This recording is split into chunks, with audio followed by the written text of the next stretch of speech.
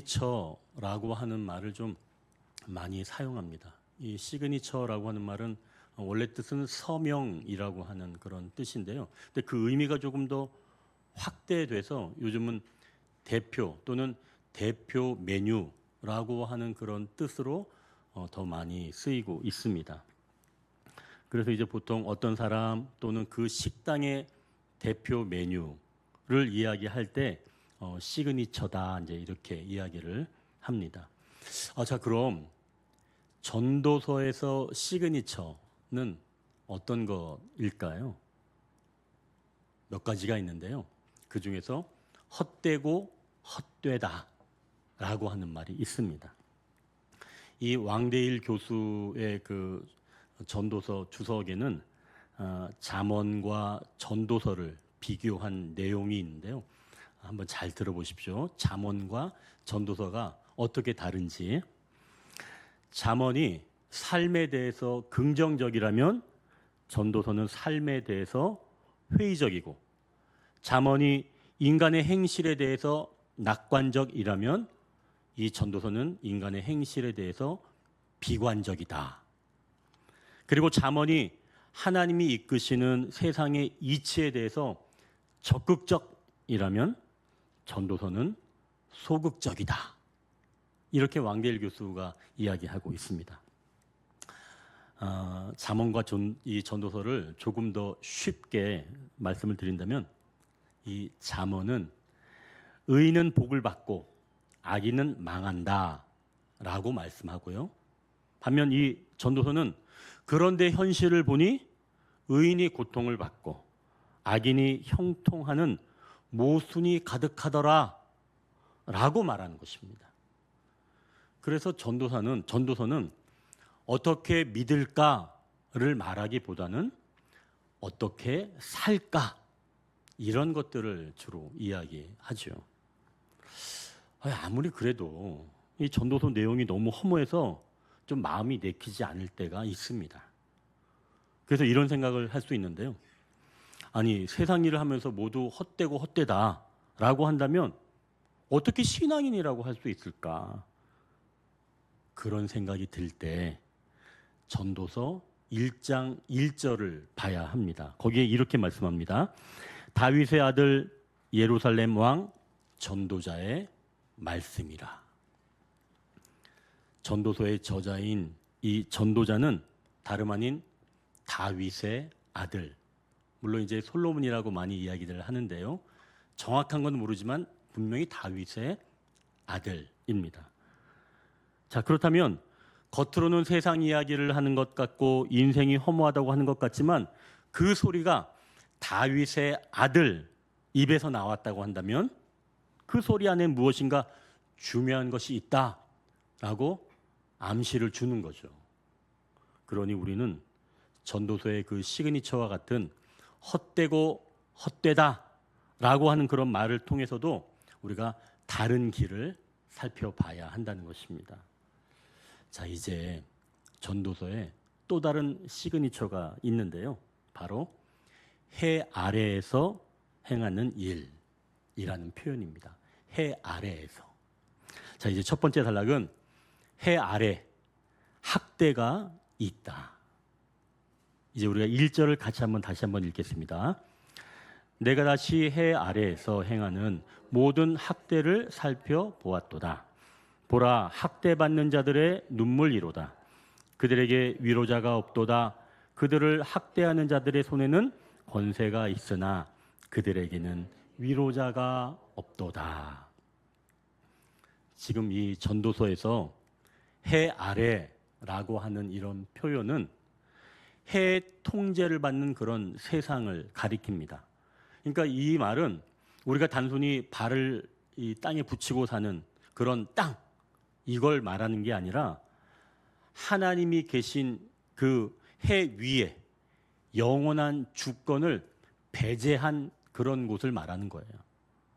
그래서 이 해 아래다라고 하는 표현은 오직 인간의 이성, 또 이 땅에서만의 자원, 그리고 눈에 보이는 수평적인 현실, 이것만 전부로 여기며 살아가는 결국 하나님 없는 닫힌 세계관을 뜻한다는 것이죠. 그러니까 해 아래다라고 하는 표현이 이렇게 좀 협소한 이야기라는 겁니다. 자, 그래서 이 1절은 이러한 세계, 즉 해 아래에서 일어나는 일이 곧 뭐라고 이야기하냐면 학대다라고 이야기를 하는 겁니다. 여러분, 우리가 생각할 때 그 학대라는 말을 보면 잔인한 폭력 그런 게 떠오르잖아요. 근데 이 히브리어 원어에서는 이 학대라는 말에는 사람의 지위를 이용하는 바로 그러한 학대를 말하는 겁니다. 그러니까 이 우월적 지위를 이용해서 약자를 부당하게 누르고 빼앗는, 그게 바로 학대다라고 하는 거죠. 약자들은 당하고 있으면서 학대하는 사람들의 그 높은 지위 때문에 대항할 수도 없고 구조적으로 갇혀있게 되는 겁니다. 그 결과 전도자는 학대 당하는 자들의 눈물을 보라고 말씀합니다. 제가 이제 어느 드라마를 좀 잠깐 보게 되었는데요. 팀장이 팀원들에게 신제품 기획안을 작성하라고 합니다. 그래서 이제 그 보고서를 취합해서 내가 임원회의 때 보고하겠다라고 해서 팀원들에게 이제 명령을 내렸어요. 그래서 이제 이 팀원들이 자기가 각자 그 신제품 기획안을 해서 팀장에게 제출을 다 했습니다. 그런데 팀장은 그 기획안을 딱 받아들고선 막 짜증을 내면서, 아니 너희들은 그렇게 돈을 많이 받으면서 이걸 기획안이라고 올려? 그러면서 책상을 탁 내려치면서 이번 기획안은 내가 알아서 할 테니까 너희는 손 떼. 그렇게 이야기하는 걸 제가 봤어요. 이제 팀장은 발표 날이 되자 팀원 중에서 가장 뛰어난 그런 기획안을 임원진들 앞에서 마치 자기가 기획한 안인 것처럼 발표를 한 겁니다. 이때 팀장의 발표를 도와서 진행하던 그런 팀원이 보니까 자기가 기획한 그런 기획안이었던 거예요. 그래서 너무나 기가 막혀 하면서 팀장이 발표한 그 중간에 컴퓨터 전원을 딱 꺼버린 겁니다. 그 결과 팀장은 발표를 이어갈 수가 없었죠. 자기가 기획한 게 아니니까 보이는 게 없으면 모르는 거예요. 그러니까 결국 팀장은 발표를 중간에 멈춰버린 겁니다. 사실 드라마니까 발표 시간에 팀원이 컴퓨터를 껐겠죠. 현실에서는 그렇게 할 수 있을까요? 제가 보기엔 그 위세에 눌려서 그걸 감히 끌 사람은 없을 것 같아요. 이렇게 현실에서도 지위를 이용해서 팀원들을 학대하는 일은 자주, 그리고 너무나 당연하게 일어납니다.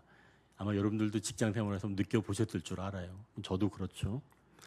직장에서는 이런 상사라고 하는 그런 위치를 이용해서 부하 직원에게 인격적인 모욕을 주거나 성과를 가로채는 그런 행위를 하기도 합니다. 또 갑의 위치에 있는 그런 대기업은 의린 하청업체를 단가 그리고 결제를 통해서 눈물 나게 합니다. 저도 그런 걸 많이 또 겪어봤거든요.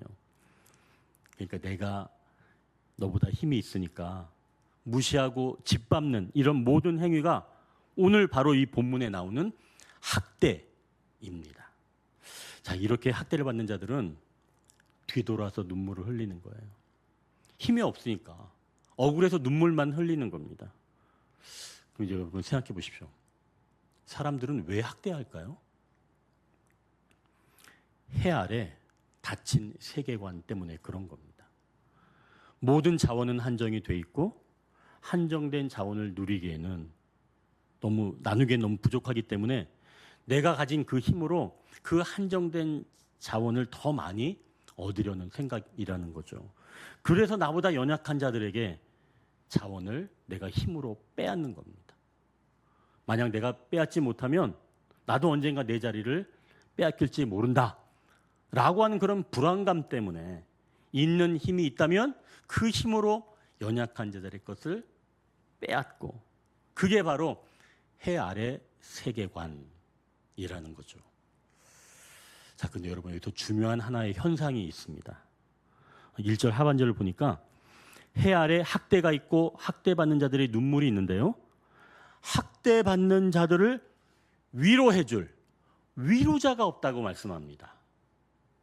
이게 나타나는 중요한 현상이에요. 위로해 주는 사람이 없는지, 왜 위로해 주는 사람이 없는지 지금 본문이 말해 주는데요. 1절 하반절을 한번 보십시오. 거기 이렇게 말씀합니다. 그들을 학대하는 자들의 손에는 권세가 있으나 그들에게는, 여기서 그들에게는 이제 학대받는 사람들이에요. 그들에게는 위로자가 없도다. 그러니까 이 본문에서는 학대하는 자들에게 있는, 손에 있는 것은 뭐라고 합니까? 권세가 있고 학대받는 자들에게는 위로자가 없다. 즉 권세와 위로자가 지금 맞물려 있는 겁니다.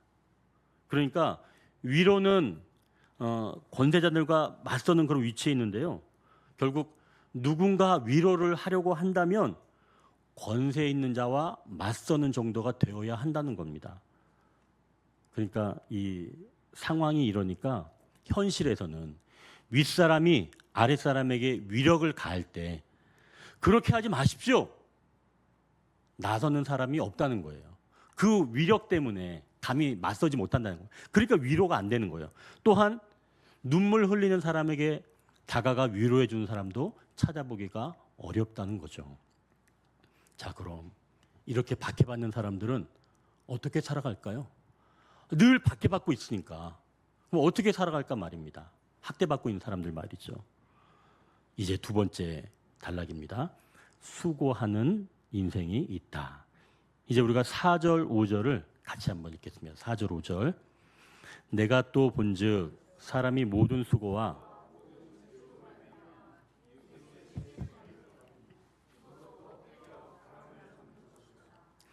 우매자는 팔짱을 끼고 있으면서 자기의 몸만 흉내는도다. 아멘.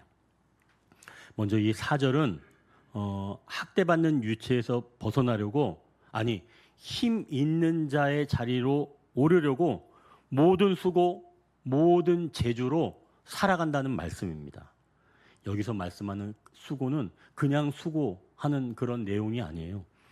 아담이 타락한 이후에 땀을 흘려야 먹고 살게 된 그런 저주가 섞인 노동입니다. 그러니까 진을 빼는 노동인 거예요. 이 수고가.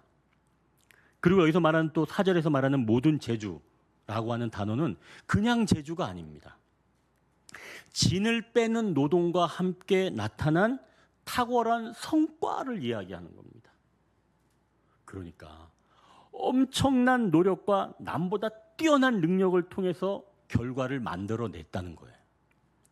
여러분, 이 자체가 나쁜 거예요? 4절에서 이야기하는 모든 수고, 모든 재주, 이게 나쁜 건가요?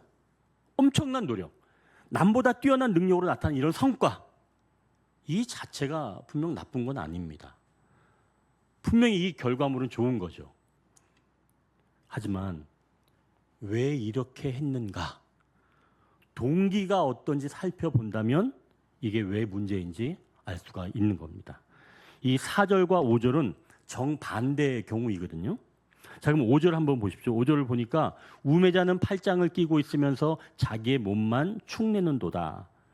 그러니까 4절에서는 과도한 성취가 있는데 5절에 있는 사람은, 이 우매자는 그게 싫어서, 왜 그러면 그렇게 해봐야 사람들한테 시기를 받으니까 아예 나는 팔짱을 끼고 누워서 있겠다. 게으름 부리는 그런 모습이에요. 아니, 어차피 시기를 당하니까, 내가 많은 얻으면 시기를 당하니까 차라리 그냥 나는 주저앉아 있겠다. 이런 이야기입니다. 자, 그럼 이제 전도자가 대안을 하나 제시를 해줍니다. 6절이 대안인데요. 한번 6절을 한번 같이 읽겠습니다. 두 손에 가득하고 수고하며 바람을 잡는 것보다 한 손에만 가득하고 평온함이 더 나으니라. 그럼 6절은 어떤 사람인가요? 조금 전에 말씀드린 것처럼 전도자가 대시하는 대안인데요. 마음의 평안을 누리는 수고입니다. 이 사람은 한 손만 가득한 수고예요. 그러니까 4절에는 두 손 다 움켜쥐려고 하는 그런 바람을 잡는 수고였다면 이 6절은 한 손만 쥐는 그런 수고. 그러니까 누군가를 쥐고 흔들려는 그런 수고가 아니라 한 손만 가득한 그런 평안함을 주는 수고다. 지금 전도자가 이런 대안을 제시하는 겁니다. 이런 이야기가 바로 누가복음 10장에서 나오죠. 누가복음 10장에는 수고하는 두 여인이 나옵니다. 하나는 언니 마르다이지요. 또 하나는 동생 마리아입니다. 마르다는 주님을 너무 사랑해서 열심히 준비했습니다. 근데 하는 일이 너무나 많아지니까 그때 마르다의 마음이 무너집니다. 그러자 이 마르다가 주님께 이렇게 하소연을 합니다. 마르다는 준비하는 일이 많아 마음이 분주한지라. 예수께 나아가 이르되 주여 내 동생이 나 혼자 일하게 두는 것을 생각하지 아니하시나이까 그를 명하사 나를 도와주라 하소서.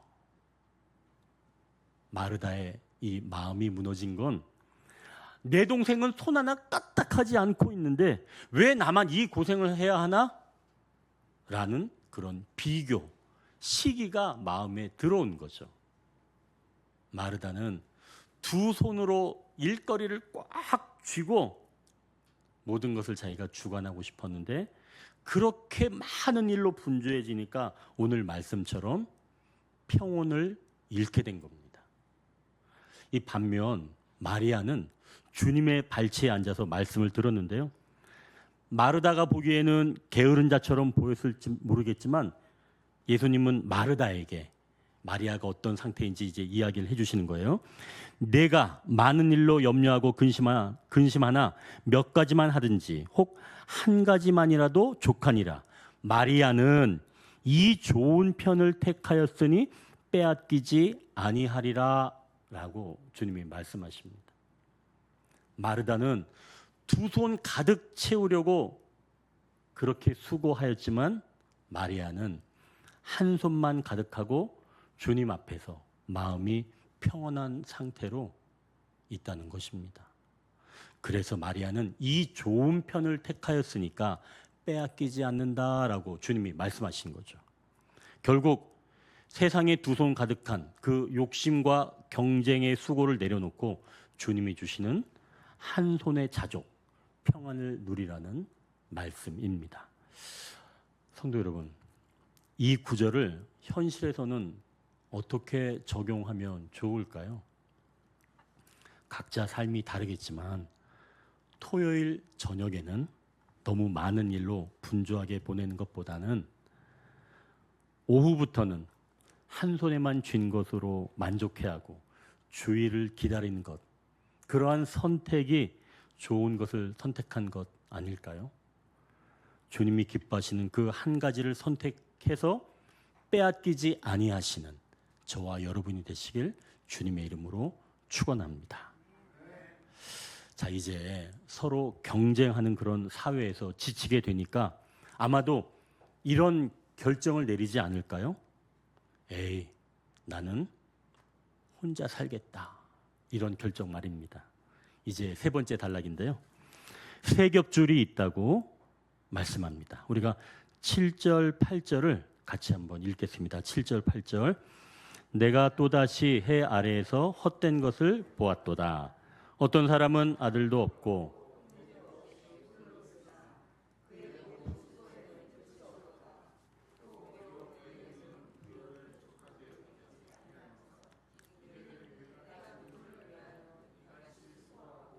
나를 위하여는 행복을 누리지 못하게 하는가 하여도 이것도 헛되어 불행한 노고로다. 아멘. 8절은 경쟁 사회에서 너무나 지치게 되니까 이제는 신경 쓸 가족 없이 혼자 사는 사람을 이야기하는 거예요. 결혼도 하지 않고 그냥 혼자 사는 겁니다. 물론 어쩔 수 없이 혼자 사는 분과는 좀 다르겠지만 신경 쓸 가족이 없다면 몸과 마음은 좀 편하겠죠. 그래도 수고는 해야 된다는 겁니다. 그런데 수고했지만 정작 본인은 행복을 누리지 못하고 끝에 보니까 불행한 노고다 라고 말씀하는 거예요. 아니, 혼자 수고하는 건 불행한 노고다? 왜 이렇게 전도자가 대답을 했을까요? 왜 이렇게 이야기했을까요? 그에 대한 대답이 바로 9절부터 12절까지의 대답입니다. 그러니까 이 대답은 혼자 사는 것보다 두 사람이 낫다는 그런 대답인데요. 자, 이제 먼저 9절을 같이 한번 읽겠습니다. 9절. 두 사람이 한 사람보다 나음은 그들이 수고함으로 좋은. 아멘. 자, 두 사람이 같이 일하면 뭐를 얻는다는 거죠? 좋은 상을 얻는다는 거예요. 그러니까 여기서 좋은 상은 그 같이 일하면서 풍성한 열매를 맺는다는 겁니다. 그러니까 한 사람이 일할 때보다는 두 사람 일할 때가 더 많이 수확물을 얻을 수 있다는 거겠죠. 자, 그렇다면 두 사람이 있어야 하는 이유가 더 많은 것을 얻기 위해서 그런 걸 이야기하는 걸까요? 아닙니다. 여기서 뭘 봐야 하냐면 사람을 봐야 하는 거예요. 한 사람보다 두 사람이 낫다. 여기서는 드디어 사람이 보인다는 거예요. 앞전에는 시기심, 경쟁 그런 것들로 인해서 사람들은 각각 위로자가 되어주지 못했습니다. 뿔뿔이 흩어져서 혼자 살았던 거예요. 학대를 받아도 위로해 줄 사람도 없고 또 다른 사람을 누르기 위해서 두 손을 가득 채우기 위해서 혼자만 분주하게 열심히 살았던 거죠. 그래서 늘 혼자였습니다. 그런데 이제 옆 사람이 보이기 시작한 거예요. 서로 사람을 보고 함께 할 수 있는 바로 그 사람이 있을 때 바로 서로에게 위로가 된다라고 하는 말씀으로 우리가 읽을 수 있습니다. 그래서 여러분 함께 할 친구가 필요한 거예요. 자, 그럼 이제 함께 할 친구가 있어야 되는 걸 알았습니다. 자, 그럼 두 사람이 그러면 같이 일하는 것 그것만 있으면 될까요? 전도서는 이 친구의 관계를 조금 더 앞으로 더 진보시키고자 합니다. 10절을 한번 보십시오. 같이 한번 읽겠습니다. 10절. 혹시 그들이 넘어지면 하나가 그 동물을 붙들어 일으키려니와 홀로 있어 넘어지고 붙들어져 길자가 없는 자에게는 화가 있으리라. 여러분 여기서 이 동무라고 하는 단어는 단단하게 묶다, 연합하다 이런 말입니다. 그러니까 우리가 생각하는 그런 친구는 묶여 있는 것 이야기하는 거죠. 그럼 결국 이 동무란 우리가 같은 교회 다니면서 그냥 서로 인사만 하는 그런 관계가 아니라 두 사람의 인생이 보이지 않는 끈으로 꽉 묶여져 있어서 한 사람이 깊은 수렁에 떨어지게 되면 나머지 사람은 어쩔 수 없이 같이 마음이 답답해지는 것을 느낄 수밖에 없다. 바로 그러한 관계가 여기에 이야기하는 동무라는 말씀이죠. 그러니까 그 무게를 고스란히 느끼는 상태, 그게 바로 동무입니다. 근데 여러분, 우리가 읽은 그 10절의 앞부분, 저는 이 앞부분을 보고 너무 감사했어요. 앞부분 뭐라 그러냐면 혹시 그들이 넘어지면 이렇게 말씀하죠. 저는 이 구절을 읽고 이 부분을 읽고 마음이 되게 따뜻해졌어요. 여러분, 혹시 그들이 넘어지면 여기서 넘어지는 사람이 누구인가요? 그들이에요. 그들. 그러니까 넘어지는 사람은 한 사람만 넘어지는 게 아니라는 거예요. 어떨 때는 이 사람이 넘어질 때도 있고 어떨 때는 이 사람이, 그러니까 둘이 친구라고 하면 매번 넘어지는 사람만 있는 건 아니라는 거예요. 어떤 때는 이 사람이 넘어지고 어떤 때는 저 사람이 넘어진다는 거예요. 그런 걸 이야기하는 거죠. 그러니까 두 사람이 항상 넘어질 수 있는 위험은 안고 있고 서로 넘어질 수 있다.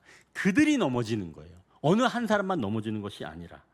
그러니 여러분, 오늘은 내가 넘어질 수 있고 내일은 그 사람이 넘어질 수가 있는 겁니다. 그러니까 매번 다 똑같은 사람만 넘어지는 건 아니라는 거예요. 그러니 여러분, 정말 굳센 사람이라고 하더라도 때로는 넘어질 때도 있다는 걸 말하는 겁니다. 권사님이라고 해서 매번 흔들리지 않고 사는 게 아니라 때로는 마음이 무너지는 때도 있다는 거죠. 그럼 저도 마찬가지예요. 저도 목회자라고 해서 맨날 그냥 굳세게 있는 그런 건 아니라는 거예요. 때로는 마음의 실망감도 찾아올 때가 있다는 거죠. 이럴 때 서로 친구가 되어줘서 일으켜 세워준다는 겁니다. 너무 멋진 관계죠. 친구를 위해서 그냥 힘들어 보여서 건네는 그 한마디가 나에게 위로가 돼서 일어나게 된다는 거죠. 너무 멋진 관계죠? 여러분, 그럼 이 정도 관계로서 끝날까요?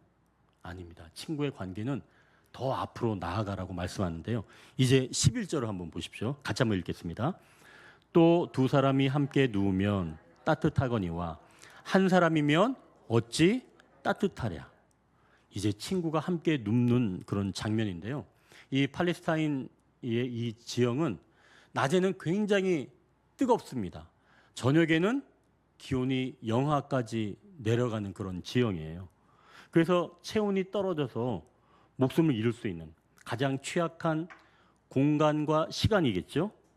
자, 그런데 이렇게 함께 눕는다는 것은 그냥 잠을 잔다는 것을 넘어서 결국은 인생의 가장 춥고 어두운 그런 밤을 맞이했을 때 서로의 약함을 가리지 않고 그대로 그 드러내 맞닿아 있는 그런 상태를 의미한다고 볼 수 있는 거죠.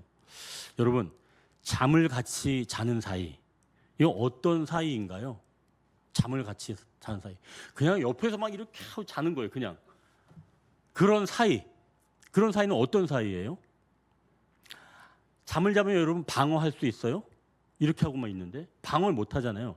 그럼 나의 가장 연약한 모습을 드러내는 그런 상태이며 그런 관계라고 볼 수가 있는 거죠.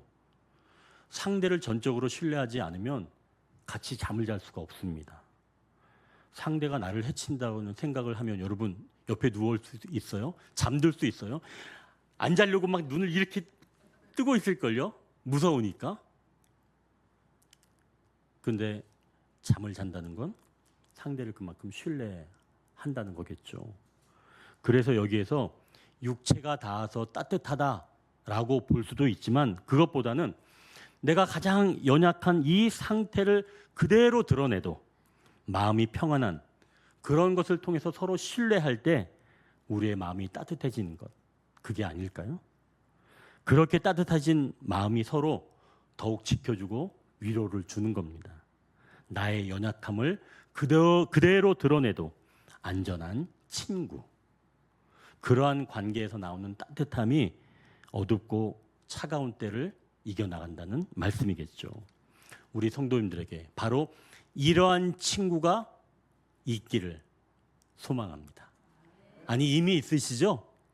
더 깊어지는 그런 친구분 되시길 소망합니다. 그리고 더 나아가서 여러분들이 그런 친구가 되시기를 소망합니다. 자, 이제 사실은 이제 전도서 이 4장의 가장 핵심에 이제 왔는데요. 자, 그럼 이런 친구만 있으면 아, 그래, 내 인생은 참 좋아 라고 하는 걸까요? 이제 더 이상 난 필요한 거 없어. 나는 이 친구, 내 와이프, 내 남편, 이런 관계니까 난 좋아. 나는 더 이상 바랄 게 없어. 이걸로 끝인가 말입니다. 그런데 전도자는 여기에서 만족하지 않고 다른 이야기를 좀 하는 거예요. 여러분, 이제 12절을 같이 한번 읽겠습니다. 12절. 한 사람이면 패하겠거니와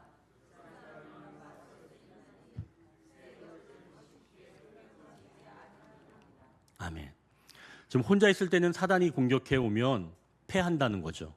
근데 두 사람이 함께 있으면 맞짱을 뜰 수 있다는 거죠. 그러니까 적어도 두 사람 정도는 돼야 돼요. 그래야지 악한 것들이 와도 맞짱을 한번 떠보는 거죠. 그러니까 여러분, 그러니까 진정한 친구 2명 정도는 있어요. 그래야지 맞짱을 뜨는 거, 악한 것들에게. 이런 맞짱을 뜨는 거죠. 위에서 기도해 주니까. 그런데 전도자는 그것 가지고는 안 된다는 거예요. 하나가 더 있어야 됩니다. 그럼 전도자는 뭐라고 얘기했나요? 두 사람 가지고 안 돼. 적어도 몇 사람? 몇 사람이요? 여러분 자세히 한번 보십시오. 거기 세 사람이라고 나와요? 세 사람이라고 얘기하지 않습니다. 세 겹줄이라고 이야기를 해요. 여러분, 왜 세 사람이라고 하지 않고 세 겹줄이라고 이야기를 했을까요? 예수님이 이제 복음서에 보면 이 누가복음 24장에 나오는 이야기인데요. 예수님이 십자가에서 죽으신 이후에 이 제자들은 절망감에 쌓였습니다. 그중 2명의 제자가 깊은 절망감을 가지고 예루살렘에서 엠마오라고 하는 동네로 내려갑니다. 그들은 혼자 내려간 게 아니라 2사람이 함께 내려가요.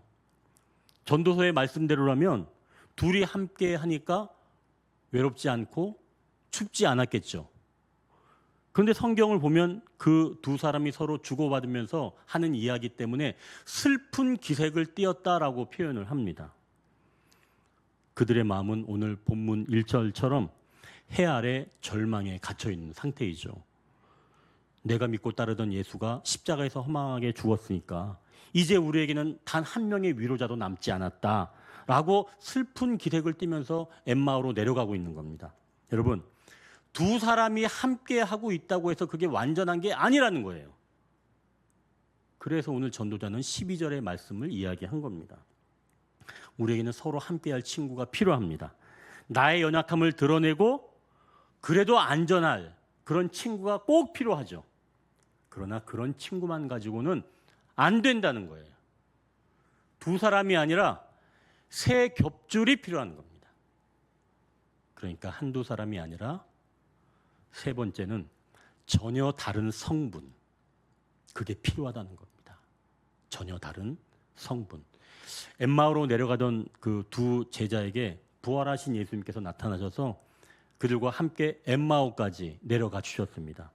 내려가는 중에 말씀을 풀어주시고 그리고 그들과 함께 집에서 음식을 잡수실 때 떡을 가지고 떼어서 축사해 주셨습니다. 그 장면을 누가복음 24장에서 이렇게 말씀합니다. 이 구절은 우리가 좀 함께 찾아볼 텐데요. 누가복음 24장 31절에서 33절입니다. 한번 찾아보십시오. 누가복음 24장 31절에서 33절입니다. 신약성경 140면입니다. 누가복음 24장 31절에서 33절입니다. 우리 같이 한번 읽어보겠습니다. 31절부터. 그들의 눈이 밝아져 그인 줄 알아보더니 예수는 그들에게 보이지 아니하시는지라. 그들이 서로 말하되 길에서 우리에게 말씀하시고 우리에게 성경을 풀어주실 때에 우리 속에서 마음이 뜨겁지 아니하더냐 하고 곧 그때로 일어나 예루살렘에 돌아가 보니 11 제자 및 그들과 함께한 자들이 모여 있어. 여러분, 지금 여기서 엠마오로 내려가는 그 2 제자가 엠마오로 가는 길은 서로 의지해서 함께 내려간 건 맞죠. 그러나 이 길은 예수님과 멀리 떨어지는 길이었습니다. 그런데 31절에 오늘, 그러니까 이 누가복음 31절을 보니까 예수님이 그들과 함께 하시면서 떡을 떼어주시자 그들의 눈이 밝아져 그인 줄 알아봤다는 거예요. 그런데 여러분, 그때부터는 예수는 그들에게 보이지 아니하시는지라 라고 말하죠. 이거 전에 제가 한번 설교에서 한 적이 있습니다. 이 얘기는 뭐냐면 육체로 보이는 예수님은 그때부터는 보이지 않고 영으로 보이는 예수님만 보이게 되었다는 거예요.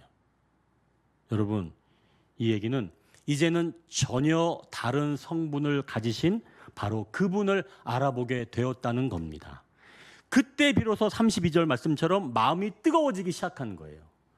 전혀 다른 성분이 우리 안에 함께 역사하실 때 그때 마음이 뜨거워지고 33절에는 다시 이제 일어나서 예루살렘으로 올라갔다는 겁니다. 엠마오로 내려갔던 사람들이 이제는 돌이켜서 예수님이 원하시는 그 방향대로 2 사람이 올라갔다는 이야기죠. 여러분, 이제 이 세 겹줄이라는 표현 아시겠죠? 우리 육체와 전혀 다른 성분, 곧 우리의 심령 속에서 함께 하시는 그 예수 그리스도, 그 보내신 성령님께서 전혀 다른 성분으로 우리와 함께 하실 때, 즉 친구와 아무리 친해도 그 친구지간에 전혀 다른 성분, 예수 그리스도께서 보내신 성령이 함께 계셔야 든든한 세겹줄이 된다는 거예요. 여러분, 두 사람만 끈끈이 있는다고 해서 그게 좋은 게 아니라는 거예요. 그 두 사람 사이에 누가 있어야 한다고요? 전혀 다른 성분, 우리의 성령님이 계셔야 끊어지지 않는다는 겁니다. 여러분, 그 두 사람만 키득키득거리는 거 좋은 거 아니에요. 전혀 다른 성분, 예수 그리스도, 그분이 함께 계셔야 비로소 우리가 마음이 뜨거워지고 다시 놓쳤던 그 길을 이제는 바라보고 올라갈 수가 있다는 것이죠. 그러니 이제 여러분, 이제 이 세 겹줄에 대한 표현을 우리는 아셨을 줄 압니다. 우리는 좋은 사람, 안전한 친구가 필요합니다. 또 그런 친구가 되어야 합니다. 같이 수고해서 좋은 상을 얻으면서 한 사람이 넘어지면 이렇게 세워주며 가장 연약한 모습을 드러내도 안전한 그런 친구가 우리에게 꼭 필요합니다. 우리 성도님들에게는 그러한 친구가 더 풍성해지기를 원합니다. 자, 그렇다면 이것만으로는 안 되는데 아까도 얘기했던 것처럼 전혀 다른 성분, 즉 해 아래의 세계관이 아니라 이제는 우리의 육적인 눈으로 볼 수 없는 해 위에 계신 분과 함께 해야 한다는 말씀이죠. 그렇다면 왜 세겹줄이 필요한가? 바로 해 아래에 사는 인생들은 학대받을 수밖에 없기 때문입니다. 그때 학대받는 자들을 진정으로 위로해 주실 위로자는 이 땅에서 권력자들에게 학대받으신 예수 그리스도이십니다. 우리 주님은 해 아래에서 학대받으실 때 위로자가 없으셨어요. 홀로 십자가에서 모진 학대를 받으신 겁니다. 그래서 학대받는 자의 마음을 아시는 거예요. 그래서 그분이 위로자로 오시는 거죠. 해 아래의 삶에서 한정된 자원으로 살아가는 사람들을 위해서 진정한 친구가 되어주시기 위해서 이제는 하늘의 자원을 열어주시고 마침내 진정한 위로자로 우리에게 찾아오신다는 말씀입니다. 그래서 우리가 주님과 같이 있다면 주님 안에서 풍성한 열매도 내 친구와 나눌 수 있는 것이며 내 친구가 넘어질 때 주님의 마음으로 일으켜 줄 수 있는 것이며 내 친구에게 내 연약함을 드러내도 주님이 함께 하시기에 안전한 줄 믿으시길 바랍니다. 여러분, 사실 우리는 친구에게 많이 해주고 싶잖아요. 근데 우리의 연약성 때문에 많은 것을 해줄 수가 없습니다. 그런데 그때 이 친구 사이에 주님이 계신다면 이제는 주님의 주시는 공급해 주시는 하늘의 자원으로 우리가 얼마든지 새로운 영적 친구의 관계로 나아갈 수가 있다는 것이죠. 오늘은 정채봉 선생님의 이 꽃밭이라고 하는 시로 우리가 이 설교를 거두려고 합니다. 이 시를 제가 이제 읽어보니까 주님의 마음이 좀 느껴졌어요. 그리고 그 주님이 임하신 그 사람의 마음으로 좀 느껴졌습니다. 아주 짧지만 너무 감사한 시인데요. 여러분 한번 잘 들어보십시오. 제목은 꽃밭입니다. 꽃밭. 하늘나라 거울로 본다면 지금 내 가슴 속은 꽃으로 만발해 있을 것이다. 너를 가슴 가득 사랑하고 있으니. 너무 아름다운 시인 것 같아요. 하늘나라의 거울로 본다면 지금 내 가슴 속은 꽃으로 만발해 있다는 겁니다. 왜 그러냐면 너를 가슴 가득 사랑하고 있으니까. 주님의 마음 아닐까요? 주님이 우리를 마음에 품고 계셔서 그분은 꽃으로 만발해 있는 줄 압니다. 이제 말씀을 정리합니다. 해 아래에는 학대가 있습니다. 닫힌 세계관 때문이죠. 그래서 그 학대를 피하려고 수고하며 살아가는 인생들이 있습니다. 그래서 혼자보다는 둘이 낫다고 말씀합니다. 그러나 그 둘이 아니라 진정으로 다른 성분, 세 겹줄이 있다고 말씀합니다. 기도하겠습니다.